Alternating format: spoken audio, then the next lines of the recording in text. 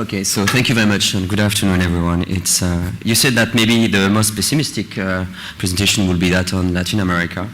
I will try not to be that pessimistic because I'm the US economist, but I'm kind of confident on the future of the Eurozone. You just have to take seriously what's going on, and you also have to understand that the Eurozone is not only economic area, so there is much more at stake than pure economics behind all this.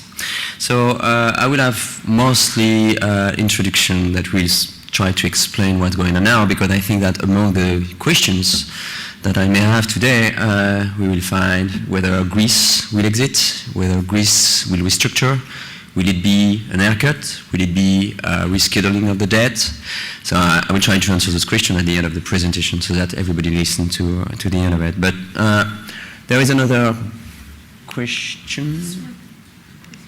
Okay, thank you. First, there is another question: is why the euro has been so resilient? And one of the answers in this can be found in this little chart here. You have the good, the bad, and the ugly over there. The ugly is well known. I will never mention the term pigs. You understand? I'm European. I find it absolutely terrible. Anyway, so I prefer movie references. So you have, of course, the ugly. Everybody knows it's Greece. And then you have the bad, Ireland and Portugal. And the very good news is Spain. Spain used to be the next. Who's next? Spain. Spain is going to be a mess because Spain will have to go. And actually, Spain will probably not go. And most of the job has been done by the Spanish government, treasuries, and I will try to explain why. It doesn't mean that Spain has not a long way to get out of it, but it's much more an economic than a financial risk for this area.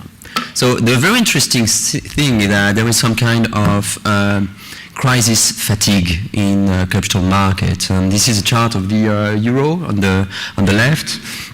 I don't write a lot. I just draw charts, so they will have plenty of charts. I'm sorry, this is the way I'm going to do stuff. But if you look at the first line, the purple line on the left, you can see that we went back to 118 in May last year. Then in November, when it was the turn of Ireland, we went back to a level that was rather close to 125 even. Now the euro is going down for reasons that are of course linked to Greece, but today when I left the office we were still close to 142. So if you look at the euro, there's no crisis over there. And the other side of the euro, that is the dollar, should be much more of a concern.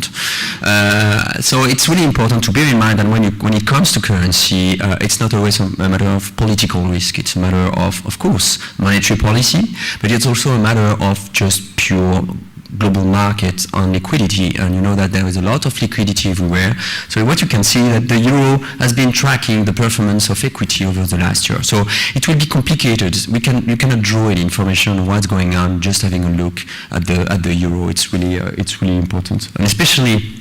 Second chart is kind of complicated, but broadly speaking, it shows that there used to be a strong correlation between the CDS, that is the credit assessment, the default probability of many European countries over the last two crises. And if you look at the last pattern since February 2011, there's been a huge divergence. So crisis in Greece was coming over, but what you got was a euro that was just shunning off the crisis. So it's just a matter of saying that everybody is more aware that Spain will not go. And this is really important because the purple line is CDS for Greece, Portugal, and Ireland, and the blue line is Italy and Spain.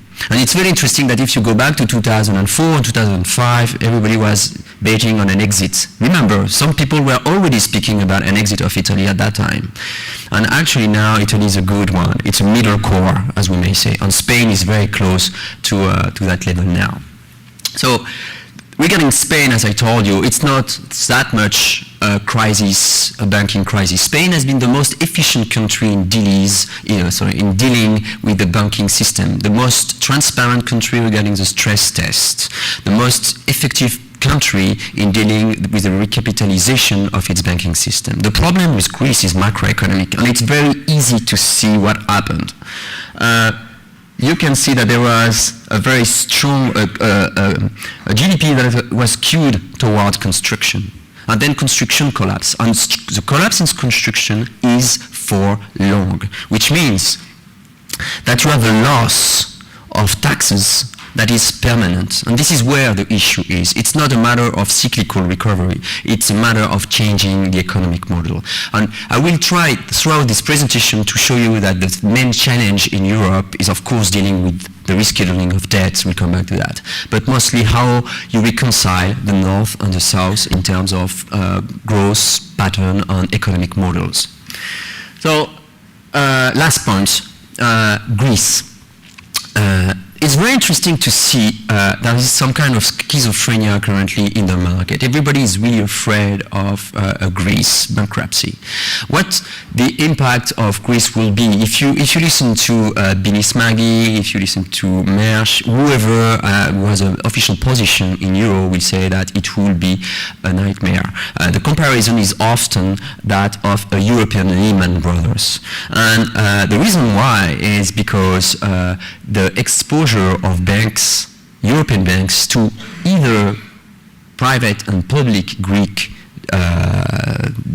debt is very, very high. So what is very interesting and what makes me very not at ease with the prospect of a debt restructuring is that you can see that up to now there is CDS of Greece that is going up sharply. That is the risk aversion, the prospect of there is a 70% of default in Greece now in the market. And in the meantime, the bank CDS are not following through. And it's not normal. I mean, if you have a crisis in Greece, if you have a restructuring, the banking system in Europe will be strongly affected. So I think that the clever line and the clever investors are those one, not that one. Okay, so now, the other question about debt restructuring is what I mentioned before, the impact that it would have on Greece, on the banking system. And the other factor that has to be taken into account is what kind of restructuring we should have. There are two ways of defaulting. Either you really make an haircut, you start from scratch, you divide by 2 your external debt or your total public debt. This is a default. And you can also restructure, lengthen your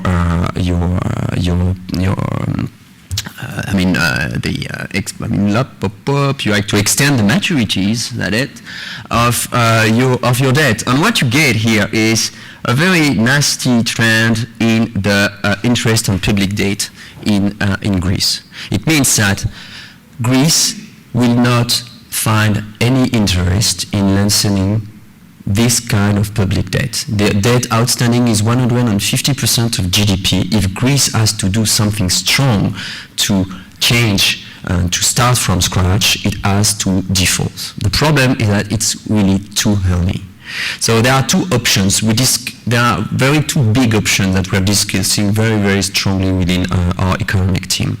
The first is, never mind the states, through the ESF, starting 2013, the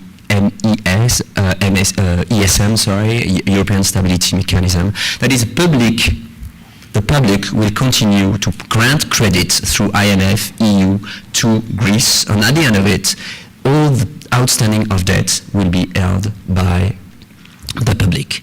Or there is another option which I would tend to lean forward, is that it's too early. We don't know the exposure of the banking system to Greece restructuring. We don't know the capacity of the European Union to force the private sector and to find how it could be involved in such a restructuring. So I think it's a matter of time. And the matter of time is probably 2013. At that time, you may be able to find a way to get the loss, because something is clearly certain, that something's got to give. I mean, there is absolutely a necessity to have a loss somewhere. And now the loss will be terrific. We don't know the impact of the contagion of the banking system. We don't know.